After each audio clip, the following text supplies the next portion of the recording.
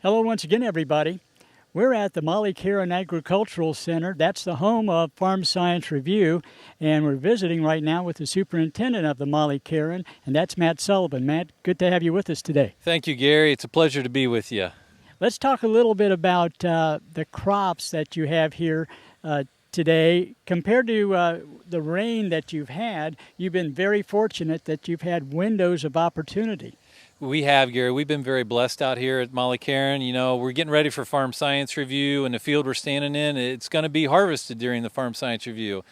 There's a lot of crops that may not make it in time, but we're going to have a field demonstration. We're going to have corn, soybeans, tillage, tile demonstrations, anything you can think of about agriculture, precision agriculture, it's going to be here at the Farm Science Review. I like the hands-on kind of thing with the farmers, and those that are just interested in agriculture can come out and eyeball the large equipment that's going through the field. That's right. They can see a combine run they can almost touch it and watch it run. And that's the neat thing about these field demonstrations is that the combines, they can see the combines run, and then the combines will shut down, and they can actually walk out and see all of the different parts of the combine to see how it threshes the corn and soybeans. Well, with the slow start to some folks being able to plant, notice that there's some tasseling going on in the corn.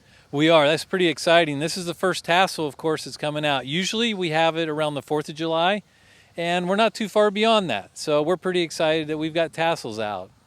So behind us, folks will see a place where we were, I guess, the last couple of times out, last couple of years at the review. You've enhanced your grain storage capacity here, and in doing that you show farmers what they can have on their farm, and actually elevator operators can see what's available that they might be wanting to put on their operation.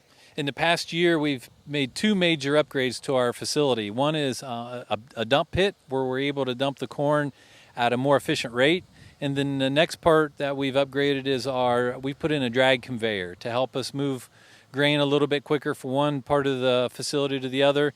And we also have a lot of automation here. Automation Zone here in Ohio has been able to support us and get some of this new technology to where a farmer almost doesn't have to get out of the semi to unload it. You know, Matt, we were sort of talking on our way out to the field right here, talking about how much different this year is, even though that it might be a little bit more enhanced and more fortunate than a lot of other places in the state. At the same time, we've been here before when we've actually, had, you were mentioning ears of corn Right. that big. And I guess that's something that some of our agricultural enthusiasts that might not be on the farm anymore or may never have had a chance to be on the farm and see everything grow. Farmers start out the year not really knowing what the year is going to be. It's a big chance, and there's a lot of risk involved. I would call us the eternal optimists. You know, you start out and you get your bag of seed maybe in March, you're like, that's a 200 bushel crop, and we're pretty excited about it. And now it may not be 200 bushel, but we're always trying to figure out what the best methods are to make it grow. And so that's one thing we try to do here at the Farm Science Review is present those best methods so that farmers can come and see those and take them home and put them on their own farm. When the Farm Science Review is over every year and you get feedback from those that have attended or some people that just have questions because they might never have been to the review or it's been several years, what are the main questions that you like to hear to answer? What do you have in new next year? That's what we hear all the time. What do you have in new? What's going to be different? Well, we're meeting with the major manufacturing companies, and there's this term called autonomous. Are we going to have autonomous vehicles out here in the near future? I would say keep your eye open. We can't promise anything for 2019, but that's the hot latest topic is what's going to run in field demos with autonomous. I know just a few years ago, the big talk was drones. Drones. So we kind of have gone the whole spectrum here. We started out in the early 2000s and we were talking about light bars. And then we were talking about auto steer. Now we're talking about drones and maybe autonomous. Where are we going next, Gary? Well, I don't know, but we're we've been using drones to start and end our program. The nice scenes that you see with all the credits going off the screen at the end of the show. So it does enhance what the viewers have been able to see. A lot has been done every year here at the review. You've done the work with the drainage. You've moved fences. You've changed the exhibitors. Some exhibitors now have more space. They're larger. What are some of the plans that might be on the drawing board right now that you can talk about? Well, from an agricultural standpoint, we're really focused on water quality and nutrient efficiency. We have cut our phosphorus use by 80%. I want to say that again. We've cut it by 80% by using variable rate technology in phosphorus. And so when we talk about what's on the cutting edge and what's coming down, is that we're able to look at how we're farming and saying, all right, we can use the same amount of nitrogen, we can use those nutrients, but let's put them in a better place. And especially like phosphorus, you know, we hear about Lake St. Mary's and Lake Erie and all of the algal bloom problems. Well, we're trying to do our part here. What we want Farm Science Review to be for the farmer is a 360-degree type of operation where what they learn here, they can use year-round, but also it completes the full circle of nutrient cycling, crop cycling, and how can we benefit the farmer by them coming here and seeing what the latest technology is. Well, we have Farm Science Review. We have field days throughout the state.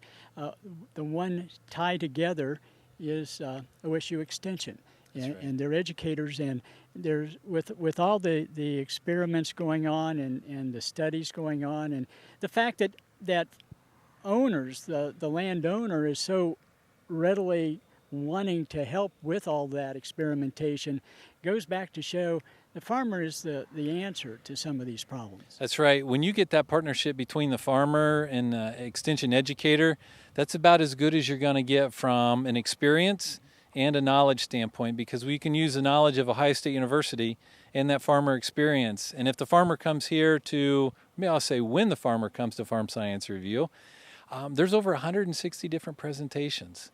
You can take home something, whether it's small farm or vegetables or learning about corn and soybeans or marketing, ag law. There's a lot of issues out there dealing with ag law. So the list goes on and on, farm safety, and anything you need dealing with agriculture, OSU Extension has it here to offer. You know, a lot of folks come to the Farm Science Review to see the exhibit area on the other side of 70 from where we're standing right now. And then other people, in addition to that, are able to come out to the field demonstrations, may go across the road and see the improvements you've made with your storage. And then if they have time, and how do they do all of that in one day? If they have time, they can go across the road to the Gwynn Conservation Area. And there's a lot of education. There's a lot to, how can you get out of the Gwynn in less than 3 or 4 hours? It's a very popular place to be. We're putting some new demonstrations in there from a standpoint of a lot of people have Conservation Reserve Enhancement Program, the set-aside land. We're putting a new demonstration plot in there on how to bring your land back into production. We have trees where people can go walk and take and learn about trees. The Deer Creek is running through the conservation area. There's a soil pit there. There's about everything you want to do within conservation, we have it as well. I mean, we are the smorgasbord of agriculture, Gary, and that's what's exciting about Farm Science Review. Now, when I started out in this crazy business years ago,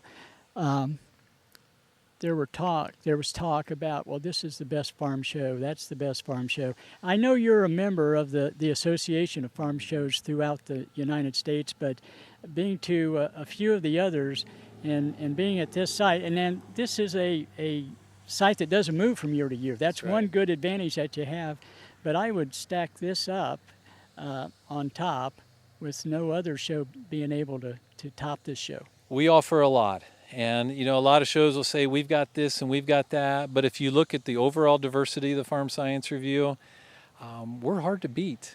We're one of the top, and that's what's pretty exciting about being a part of it. Is every day we work toward making the Farm Science Review the place to be.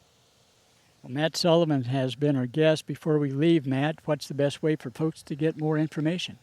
The best way right now is to go on our website, and that's FSR, like Farm Science Review, fsr.osu.edu. We also have an app out where they can search different types of information like exhibitors and all the different programming. And so we're also on Facebook. So you can come visit and be one of the 30,000 followers, fans, friends, whatever you want to be on that. We also have a Twitter account. So we're pretty hooked into social media.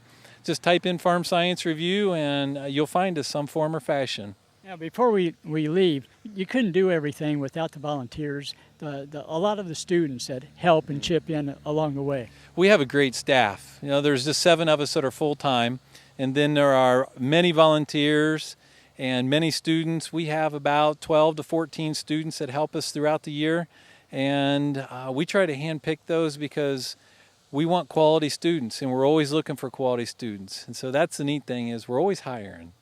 Okay. Matt Sullivan, as I said, has been our guest. Thanks for being with us, Matt. Thank you so much, Gary. And stay with us, back with more right after this.